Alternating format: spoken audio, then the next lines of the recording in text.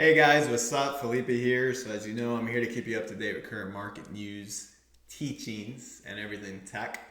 So in this video, I'm going to be talking about an interesting company that I've been participating in lately, which has been doing absolutely amazing. And that is Philip Morris International Inc. Ticker symbol is PM. They basically are manufacturers, producers of tobacco products, nicotine products, so forth and so on, internationally and over here in the US as well. I'll kind of go into a little bit more of what they do and how they make money and all that kind of good stuff. But here you can kind of see technically or just specifically stock price wise, they've been doing absolutely amazing since pretty much early last year. It's just been absolutely going up like crazy. So the returns on this particular stock have been great in terms of appreciation, and in addition, they also pay dividend on their stock. So that's an add-on to the great appreciation this company has had over the last year, pretty much. So another interesting fact is that it's in a counter cyclical industry, meaning typically when economically things are tough or rough, pretty much people utilize their products more. So I like that about it as well, that pretty much this company seems to be currently going through its cyclical moment, meaning that its profits has been consistently going up due to the fact that it's counter-cyclical, right? What does this mean for the overall markets and economy? I don't know, but since this company has been performing well and it's a counter-cyclical industry, it might mean that things are not as good as they're saying, right? So stock price pretty much over the last year has gone up quite a lot. It's gone up something crazy like almost 100% return in the time frame of a year. So let's kind of go into what this company does. But over here you can just kind of see technically the company looks amazing. It's just been in a vicious uptrend consistently, and it's been pretty much beating earnings every quarter consistently. So Philip Morris, right?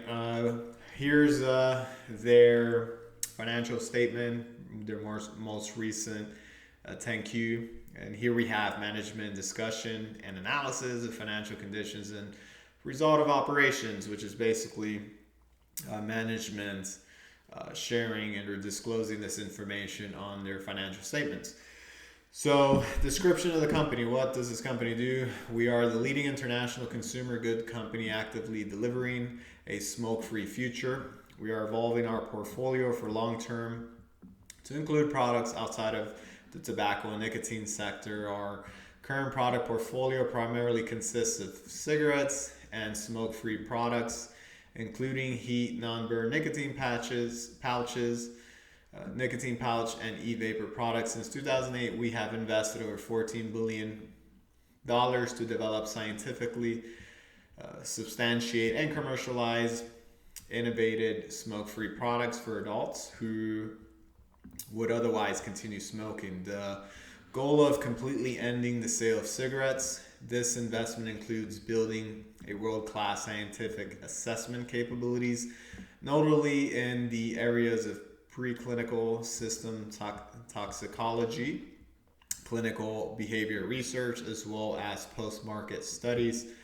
Following a robust science-based review, the U.S. Food and Drug Administration has authorized the marketing of Swedish Match, General Snus, and Zyn product pouches and versions of PMIs, which PMI is basically the parent name for the company. IQOS, which is their vapes, pretty much, devices and consumables. The first ever such authorizations in their respected categories. So they're actually FDA approval, which is kind of crazy considering they are nicotine tobacco producers, right? That's kind of crazy. Versions of IQOS devices and consumables or general snuffs also obtained. The first ever modified risk tobacco products authorizations from the FDA. We describe MRTP, orders in detail, blah, blah, blah, blah, blah. So basically what kind of got my interest in this company initially was the fact that I noticed, at least externally, without even knowing, that this company had recently purchased, not too long ago, Swedish Match company, which is the producer of General Snuff and Zyn products. But I kind of, observed that, oh man, a lot of people are using these Zyns. It seems like everyone's constantly using Zyns in a lot of just interactions throughout life. I've seen a lot of people using them, and it seems like they continue to use them. And it's nicotine, right? So it's a drug. It's addictive, right? So the more someone uses it, the more they're going to end up using it. And since it is a drug, they're going to become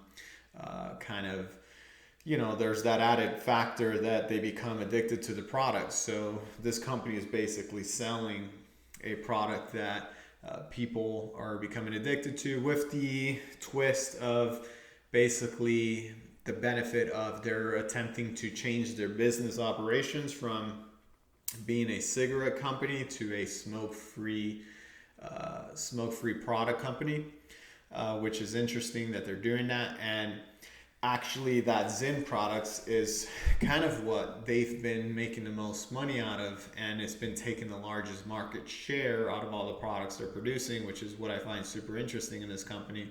So they operate pretty much globally. Some of the regions include Europe region, South and South Asia, Commonwealth Independent States, Middle East and Africa regions, East Asia, Australia, and so forth, American regions. Their cigarettes are sold in approximately 170 markets.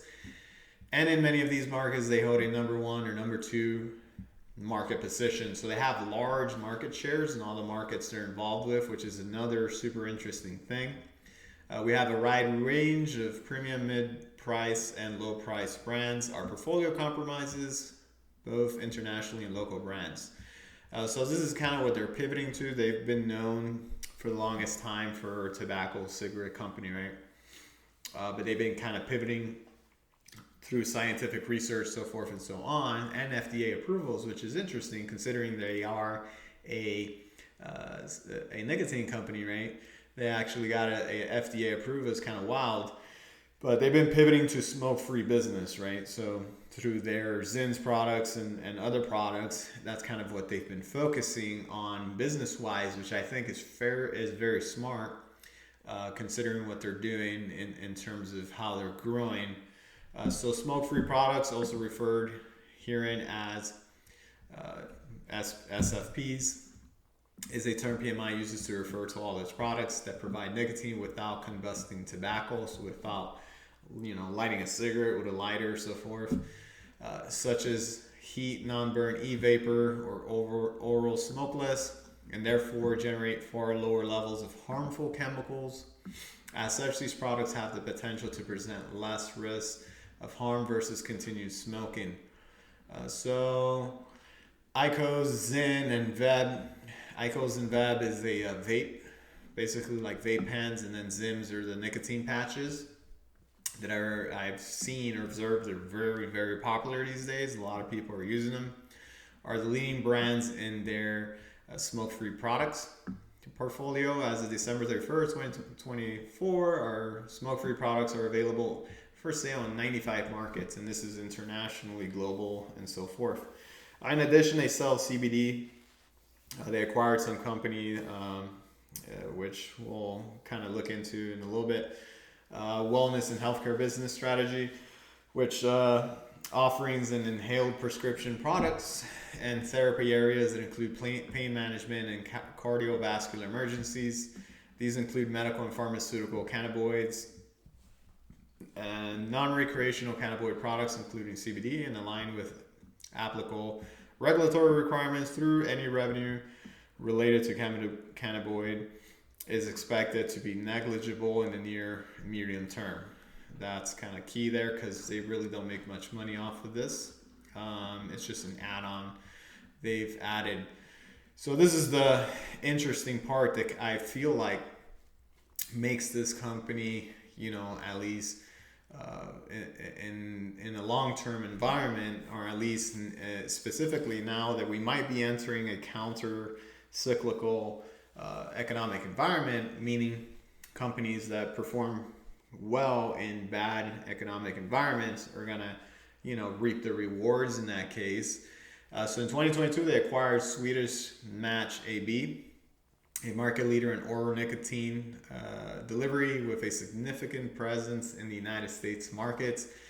The Swedish Match acquisition was a key milestone in PMI's transformation to becoming a smoke-free company. The Swedish Match product portfolio is complementary to our portfolio, permitting us to bring together a leading oral nicotine product with the leading heat non-burn product.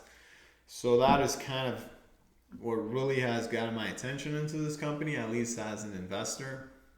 Because, I don't know if it's just me, but I've been paying attention, at least, throughout my daily activities, that a lot of people are using these Zins, right? These Zins are everywhere.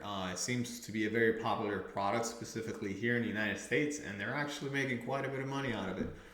In 2022, they reached an agreement with Altio Group Inc. Blah, blah, blah, blah, blah.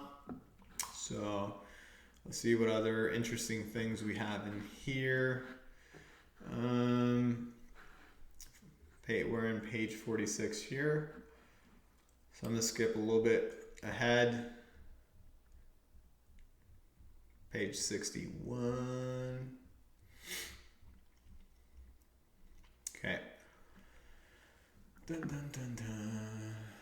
All right, so I kind of found this interesting, are smoke-free products, which is kind of what they're kind of pivoting their whole business plan towards, to kind of focus on smoke-free products, and this is what they're kind of trying to do in terms of the primarily their market shares and the major products they're attempting to sell the most out of.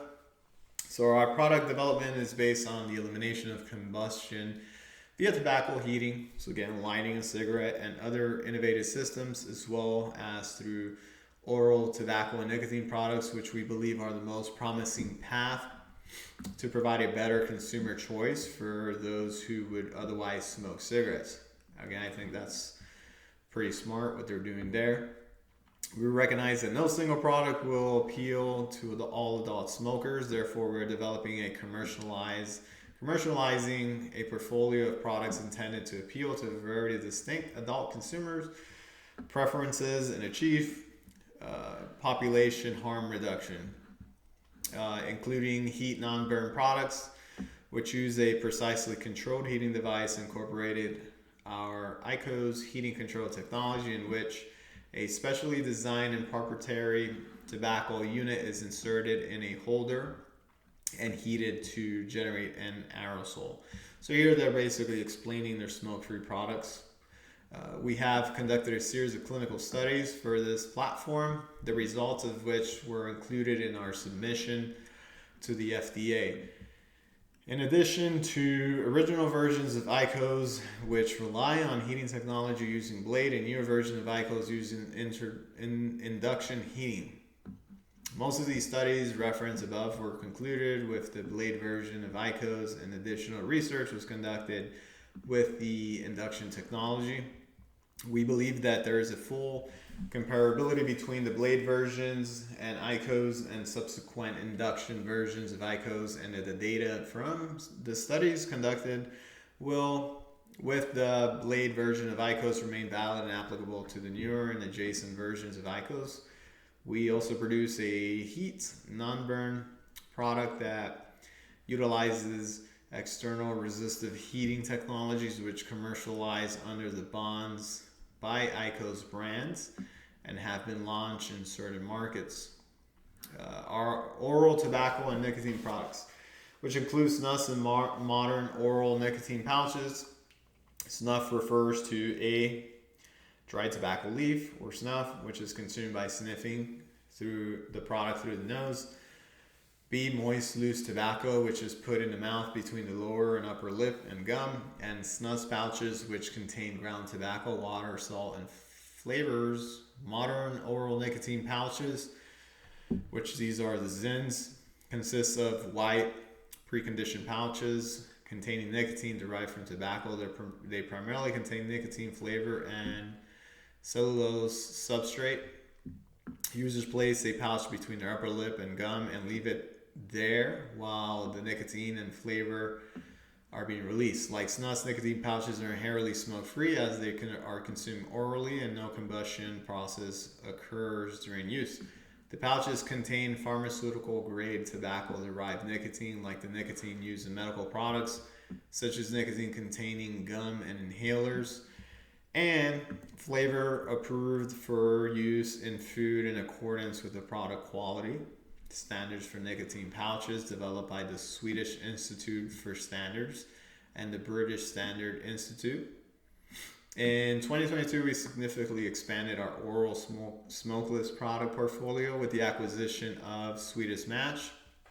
Swedish Match Zyn is the leading nicotine pouch brand in the US. I mean, if you walk into a grocery store and you're looking at the tobacco section, you're going to see them all over the place, all kinds of flavors and so forth. So they kind of have a lot of market share here in the US. E-vapor products, which are a battery-powered device that produce an aerosol by vaporizing a tobacco-free liquid solution. We have developed e-liquids for our e-vapor products designed to deliver an authentic tobacco taste using patented technology. Flavors and nicotine are extracted directly from the tobacco leaves and captured in a tobacco-free liquid solution without having to add flavor and ingredients. So these are basically some of their smoke-free products. They have a ton of products, but these are the ones that kind of got my interest in this company to begin with, just by the way they're taking market share pretty much globally using these products. Interesting stuff here.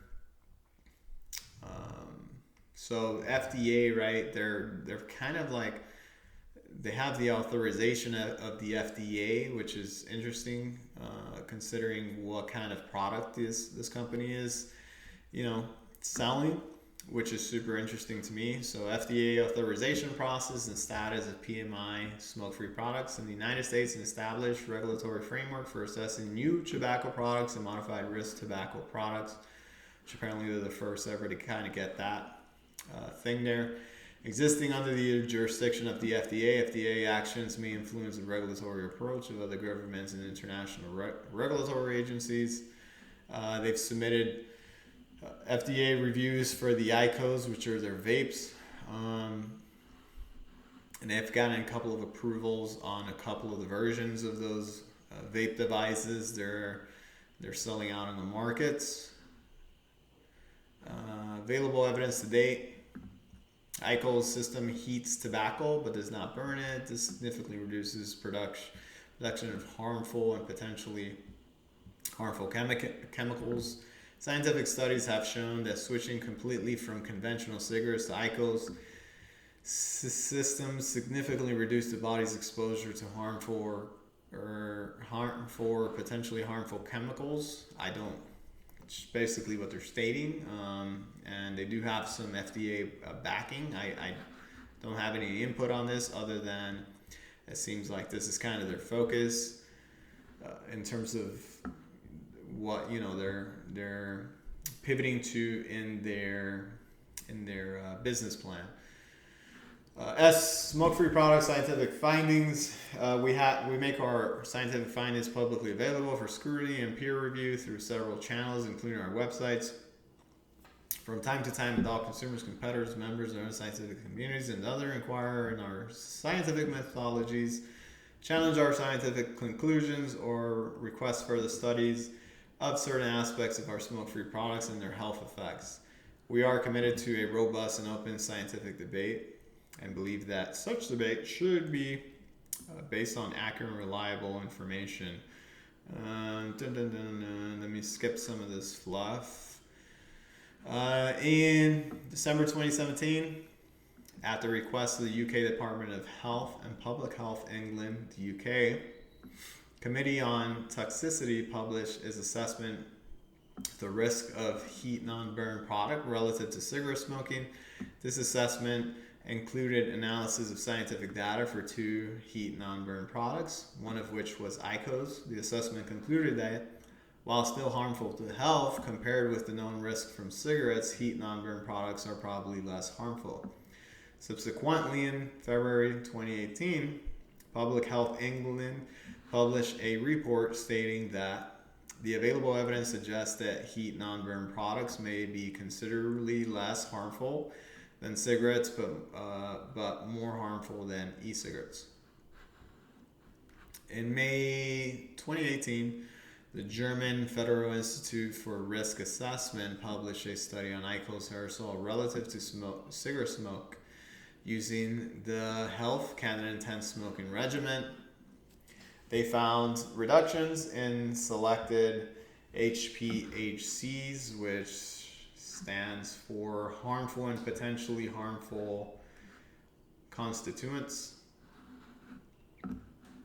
in a range of 80 through 99%. This publication indicates that significant reduction in the levels of selected toxins are likely to reduce toxins exposures, which they stated might be regarded as discrete benefit compared to combustible cigarettes. So this is just kind of like some findings or scientific findings and research that international associations and so forth, specifically similar to like the FDA and so forth from other countries around the world, have posted. So that's interesting stuff there. Some other stuff I kind of found interesting is this. Tariffs, right? Because everyone's talking about the tariffs this, so forth and so on, and it impacts businesses, right? So what they're stating here is impacts of tariffs on our business. The current U.S. and international political environment includes existing potential changes to U.S. policies related to global trade and traffic have resulted in uncertainty surrounding the future state of the global economy. While the global tariffs environment is volatile, as a global company with a broad diversified production, a worldwide supplier network, including an established U.S. manufacturer base for nicotine products and existing supply chains, they are largely self-contained with their respective trade regions. We currently believe we're in a well-positioned to mitigate potential supply chain challenges, and that the changing tariff environment will not have a material effect on our business. During the first quarter of 2025, the impact of new tariffs and our business was not material to our condensed consolidated financial statements. We expect the global tariff environment to remain volatile through 2025. We are actively monitoring developments in the global tariff environment and will continue to evaluate the potential impact of the announced tariffs and related developments on our business and financial conditions, and then blah, blah, blah, blah, blah, blah, blah, blah. So basically they're saying they're in a good position where tariffs are not going to affect them because they have global manufacturers placed in important regions where their supplies are distributed. So they're not really worried about the tariffs affecting their business, which is interesting. Okay, so let's look at what this company looks like, financially at least.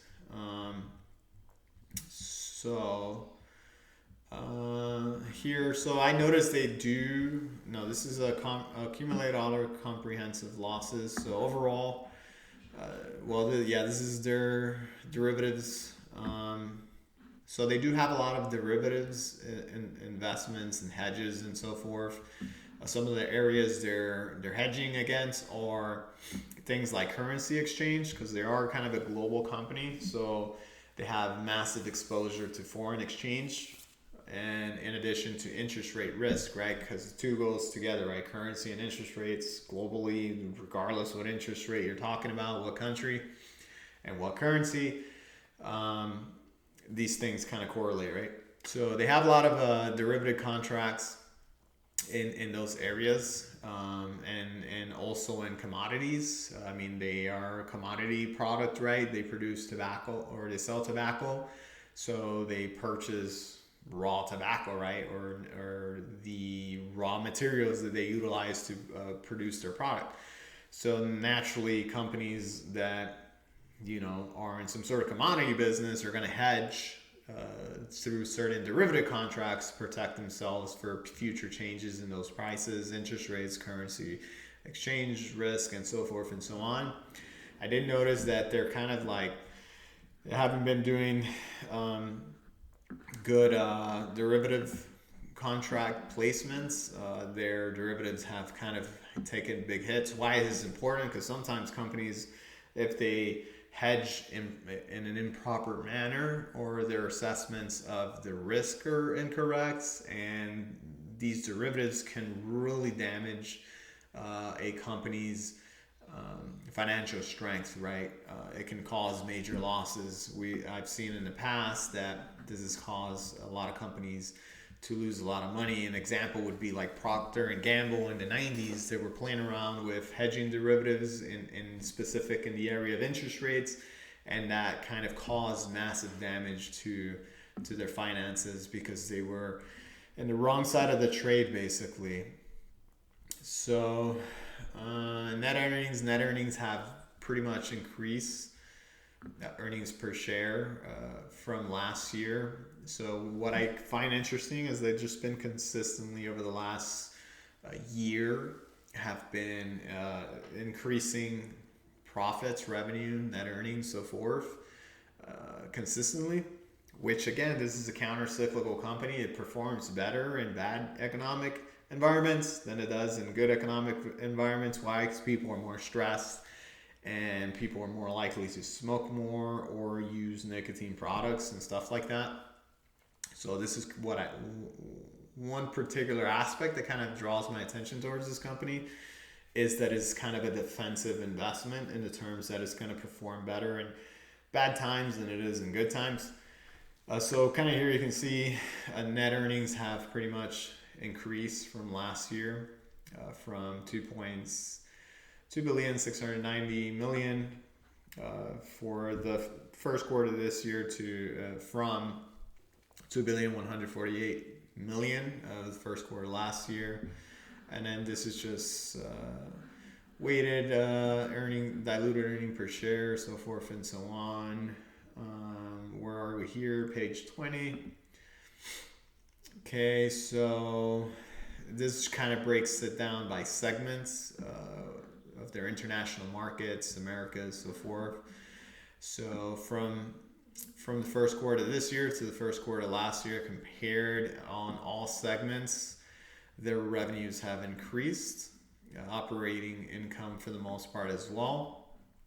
So, I mean, they've just been consistently uptrending in terms of what their revenues and income has been over the last year or so.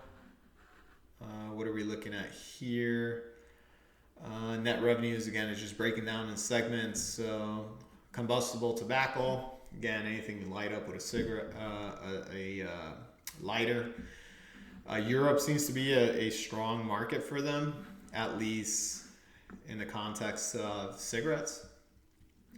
That has somewhat declined from 2024. All the others except Americas have increased, and then Americas, the continent is an interesting market for them because they've been selling more of the smoke-free products in the Americas, which I'll kind of go into in a little bit, which is what's kind of, again, getting my attention because I see that a lot of people, I interact with these days are not so much using vapes or cigarettes, they're more using nicotine pouches or Zins specifically because it seems to be like the product that kind of has the market share, right? Total combustible tobacco, it's kind of more of the same stuff, and then total smoke free, which is kind of a big change there. From it's 3,895,000,000 from 3,386,000,000 for 2024. So they've had quite a big increase there in their smoke-free products. Okay, we're on page 22 here. 23. It's depreciation. Capital expenditures just basically means they're investing in certain markets. Um, so I mean, in the Americas, they're kind of dropping more money in over here from 2024, 41 million to 105 million first quarter 2025. So they seem to be investing a lot of money, at least in the America continent, overall compared to their other markets. See what we got going on. Skip a little further here. This is one of the risks you have to be familiar with. These specific industries, litigation risk. It's tobacco company, right? They sell cigarettes. People are going to litigate against them in terms of, health hazards, health damage caused, and things along those lines. So that's an area that this company is specifically susceptible to litigation. So that is a lot of info there. I've dived into it a little bit, but I don't want to spend too much time here. Indebtedness, they put on quite a bit of debt over the last year. Commercial papers, short-term loans basically that mature in like 260, 290 days, something along those lines, bank loans. So they've had quite a big increase in short-term borrowings, 4.4 billion, 438 million, as compared to 137 million for last year, same time frame. Here's some of their long-term debt, which are basically bonds and so forth that they sell. Actually kind of declined a little bit. It might mean that they've paid down some of that debt. Overall, their long-term debt, they've kind of paid it down a little bit. Let me go into the market share, which is a little further down over here, page 52. So this is interesting to me, at least this data here, these rows and columns, because it kind of shows what their market share is overall, at least globally, which is super interesting. They have large market shares internationally. So in Europe, pretty much, and then it breaks it down into the countries in the continent. France, they have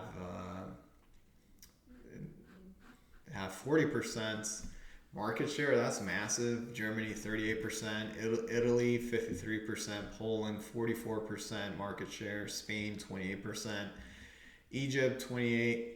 So basically almost 1/3 of market share in Indonesia, Philippines 46%, Turkey 50%, Australia 44%, Japan 43%, South Korea 21%. The Americas continent, and this is excluding the United States and China. Argentina 63%. That's massive. They have more than half of the market share in Argentina. In Mexico, they have 58%. So they just have massive dominance in the markets they sell their product in, which pretty much to conceptualize this in Mexico. 1 out of 2 people, pretty much purchasing one of these nicotine products or buying one of their products, pretty much. That's kind of crazy. So that is some serious stuff there. Shipment volume, basically, they've had an overall increase from last year. Smoke-free products, which again is what has been getting my attention, 14% increase in shipment from last year, meaning they're selling more products. Oral smoke-free products, this would be your categorization like Zins and their other oral products, 27% increase over 2024. That's pretty wild overall. Let's see if we find anything else that's interesting here. Okay, so here is what I was kind of talking about, page 59.